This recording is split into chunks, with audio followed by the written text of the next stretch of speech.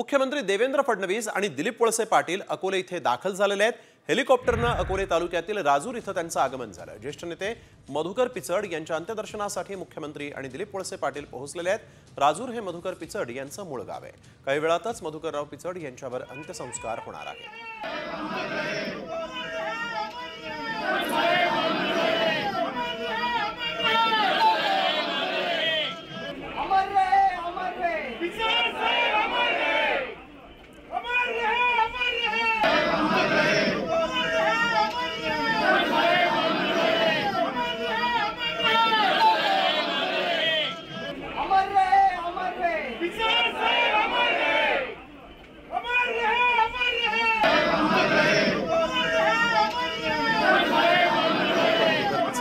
काल निधन झालं आणि त्यानंतर आज अंत्यदर्शनासाठी अकोल्यामध्ये मुख्यमंत्री देवेंद्र फडणवीस आणि दिलीप वळसे पाटील हे पोहोचले होते। नेत्यांनी मधुकर पिचड यांच्या पार्थिवाचं अंत्यदर्शन घेतलं।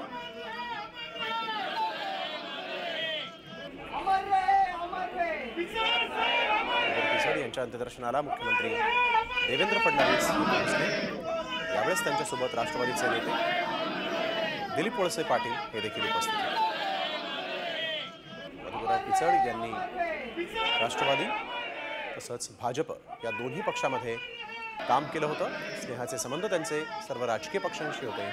काल रात्री मधुकर पिचड यांचं निधन झालं आणि आज त्यांच्या मूळ गावी त्यांच्यावर अंत्यसंस्कार होणार आहेत। आणि याआधी मुख्यमंत्री देवेंद्र फडणवीस आणि राष्ट्रवादीचे ज्येष्ठ नेते दिलीप वळसे पाटील त्यांच्या पार्थिवाच्या अंत्यदर्शनासाठी अकोलेमध्ये आलेले आहेत। अकोलेमध्ये त्यांच्या मूळ गावी त्यांच्या पार्थिवावर अंत्यसंस्कार होणार आहेत।